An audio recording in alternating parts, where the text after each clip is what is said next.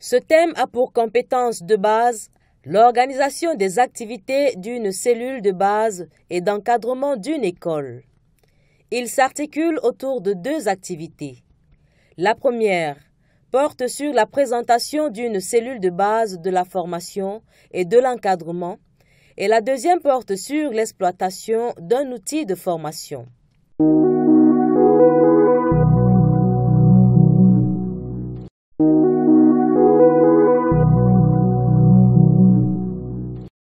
À l'issue de cette activité, vous serez capable de 1.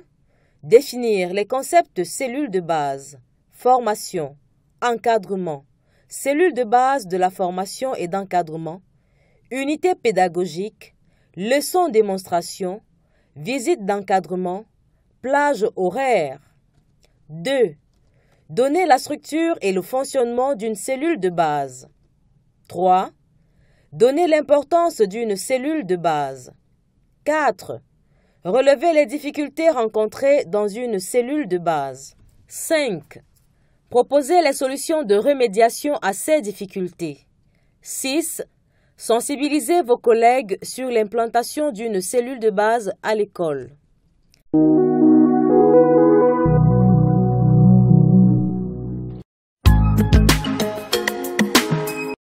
Commençons par définir quelques concepts clés dont nous allons nous servir dans l'étude du présent thème. La cellule de base de la formation et de l'encadrement est une structure technique d'auto-formation prévue dans chaque école pour renforcer les capacités techniques et pédagogiques des enseignants. Son objectif principal est de favoriser l'auto-formation des enseignants par l'échange et la réalisation d'activités communes.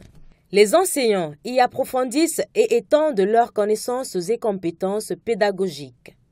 La cellule de base et de l'encadrement est une réponse au manque de support d'enseignement et de possibilités de formation continue dans l'école.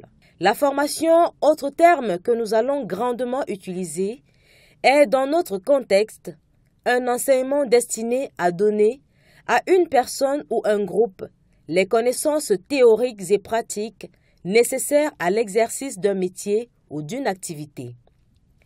L'encadrement, c'est l'action de suivre un personnel que l'on a en charge afin qu'il renforce ses compétences dans le domaine souhaité. Unité pédagogique, autre expression intéressante, renvoie à un regroupement dans une école d'enseignants de classes parallèles, de classes d'un même degré ou de disciplines apparentées, en vue de résoudre les problèmes de la sous-qualification dans leur école. Leçon de démonstration. Il s'agit d'une leçon donnée après exploitation d'un outil de formation en unité pédagogique en vue de résoudre un problème soit scientifique, soit didactique. Une visite d'encadrement, quant à elle, est une visite organisée par le chef de la cellule de base ou son délégué dans le cadre des leçons de démonstration ou de leurs applications. Elle porte en priorité sur les leçons qui ont été discutées en unité pédagogique lors de la réunion de formation. Elle permet au chef de la cellule de s'assurer que toutes les recommandations données ont réellement été utilisées de façon adéquate. Elle ne fera pas l'objet d'un rapport écrit, mais sera suivie d'un bref échange de vues autour de la qualité des enseignements ainsi que les améliorations à y apporter. À l'école, le chef d'établissement est automatiquement le chef de la cellule de base de formation. En cas d'empêchement, il peut désigner soit son adjoint, soit un enseignant compétent pour jouer ce rôle. À la base se trouvent les enseignants regroupés, soit par classe parallèle, soit par degré ou encore par discipline, en unité pédagogique. Les enseignants, regroupés en unité pédagogique, et le directeur constituent la cellule de base de la formation et de l'encadrement. Au primaire, les classes d'un même degré d'études ou les classes d'une même année parallèle, si le nombre dépasse 4, forment une unité pédagogique. Ainsi, les enseignants de la première et de la deuxième année forment une unité pédagogique, ceux de la 3e et la 4e forment une autre unité pédagogique. Enfin, ceux de la 5e et la 6e année se mettent aussi ensemble pour leur unité pédagogique. À la tête de chaque unité pédagogique se trouve un chef d'unité pédagogique désigné par le chef d'établissement. Ce dernier doit être un enseignant qualifié, compétent, expérimenté et capable d'assurer les charges de formation et d'encadrement. Notons à présent ces quelques remarques pertinentes sur l'organisation et l'implantation d'une cellule de base. Remarque 1. La cellule de base est la structure par excellence qui représente le service national de la formation Cernafor dans une école. Remarque 2. En cas de faible capacité d'encadrement due à l'insuffisance des enseignants qualifiés, des moyens didactiques, etc., il convient au chef de cellule de base de procéder au jumelage avec d'autres écoles dans les environs. Remarque 3. Dans une école où la cellule de base n'est pas encore instaurée, celle-ci peut, dans un premier temps, former une unité pédagogique. La dynamique au sein de l'espace scolaire se construit quand la cellule de base est bien fonctionnelle. Remarque 4. Une petite école qui ne compte pas plus de 4 ou 6 enseignants peut avoir sa cellule de base et ses unités pédagogiques. Cependant, pour un échange riche et pour une bonne dynamique de groupe, il est important de compter un minimum de 4 personnes par structure d'échange. Remarque 5. En fonction de la grandeur de l'école, la cellule de base peut donc être une entité ou être composée d'une ou plusieurs unités pédagogiques. Remarque 6. Il est également important de veiller à ce que la structure d'échange de la cellule de base et de l'unité pédagogique soit composée d'enseignants avec un profil et une expérience différente. Le fait de regrouper les enseignants par année d'études ou par degré peut avoir comme risque que les sujets traités ne deviennent monotones, comme par exemple la prévision des matières. Remarque 7. Compte tenu des constats que le corps enseignant connaît de difficultés communes, un échange entre enseignants de classes de degrés différents est à encourager. Remarque 8. Ce qui prime est l'existence dans l'espace scolaire de la cellule de base et des unités pédagogiques où les enseignants peuvent effectivement parfaire leur pratique d'enseignement et non seulement la structure. Il ne suffit pas seulement d'installer la cellule de base à l'école, mais faut-il encore la faire fonctionner? Ainsi, les heures prévues pour la formation seront comptabilisées dans les emplois de temps hebdomadaires du personnel enseignant à raison de 2 heures par semaine et sous l'appellation « Activité de formation Cernafor ». On peut aussi procéder de 2 manières. Soit fixer un temps pour toute l'école, exemple la dernière heure de la fin de la semaine. Soit chaque unité de base se réunit à son jour. Le fonctionnement d'une cellule de base comprend 2 principales activités, à savoir la réunion de formation, la visite d'encadrement. La réunion de formation, elle comprend plusieurs activités qui doivent se dérouler au sein d'une unité pédagogique. Exploiter les outils de formation, élaborer des prévisions des matières, élaborer des fiches de préparation, organiser des leçons de démonstration, composer des questions d'examen, évaluer les résultats obtenus par les enseignants, exploiter un manuel en usage à l'école, procéder à la fabrication des matériels didactiques, etc. La visite d'encadrement. Celle-ci est effectuée par le chef de la base ou son délégué. Elle portera en priorité sur les leçons qui ont été discutées en UP lors de la réunion de formation. Elle permet au chef de s'assurer que toutes les recommandations données ont réellement été utilisées de façon adéquate.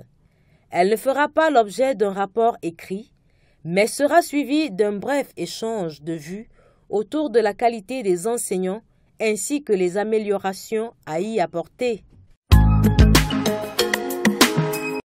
Au début de l'année scolaire, prévoir et intégrer les activités des unités pédagogiques dans l'horaire hebdomadaire. Établir ou actualiser la composition de diverses cellules de base. Au cours de l'année scolaire, tenir le dossier contenant la composition de la cellule de base et celle des unités pédagogiques. Les plages horaires choisies pour les activités de formation. Les classeurs avec les outils de formation. La liste des outils de formation reçus. Les rapports mensuels de formation et d'encadrement. Gérer les outils de formation en assurant leur conservation et leur circulation dans l'établissement. Conserver les outils de formation. Réceptionner les outils. Les ranger dans les classeurs. Faire circuler les outils de formation. Suivre les prêts. La durée renouvelable d'un prêt est d'1 semaine au maximum. Les emprunteurs signent sur la fiche à la date de la sortie de l'outil et le chef de la cellule de base signe à la date de la rentrée de l'outil. Diriger des réunions de formation. Effectuer les visites d'encadrement, à ne pas confondre avec l'observation de leçons qui aboutit à une cotation. Établir le rapport mensuel de la cellule de base, à répéter pour chaque unité pédagogique, sur la même page si possible, et indiquer l'encadreur comme le premier participant. Au cours de la concertation des unités pédagogiques, les sujets suivants peuvent être traités. Élaborer en commun les prévisions des matières et harmoniser les prévisions des enseignants d'un même niveau ou degré. Exploiter les moyens didactiques disponibles dans l'établissement. Programmes scolaires, manuels, matériel didactique, documents divers, tout en dressant leur inventaire avec exactitude. Examiner l'état d'avancement des enseignements et évaluer les activités pédagogiques de la semaine écoulée. Répartir et examiner les activités pédagogiques de la semaine prochaine. Évaluer les résultats obtenus par les apprenants aux devoirs, interrogations, examens, travaux pratiques, etc. Organiser les leçons de démonstration. Guider les enseignants sur la tenue des documents pédagogiques. Étudier les questionnaires d'examen ou des tests à choix multiples. Exploiter les outils de formation.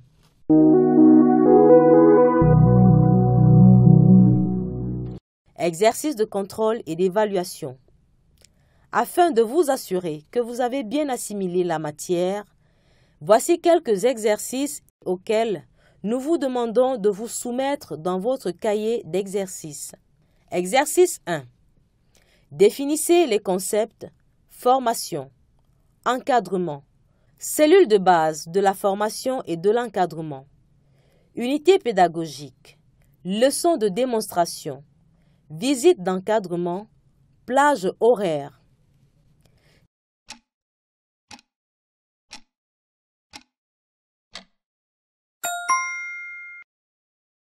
Citez quelques activités à réaliser dans une cellule de base.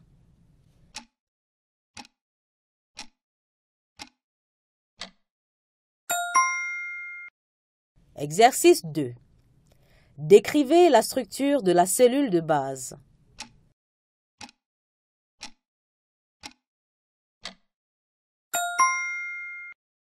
Exercice 3. Expliquez en quoi une visite d'encadrement diffère d'une leçon d'observation.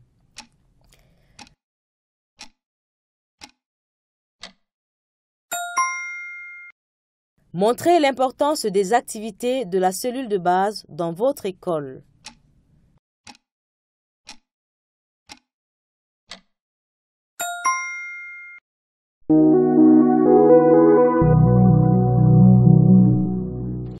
Dans la prochaine activité, le thème portera sur le réseau d'écoles de proximité.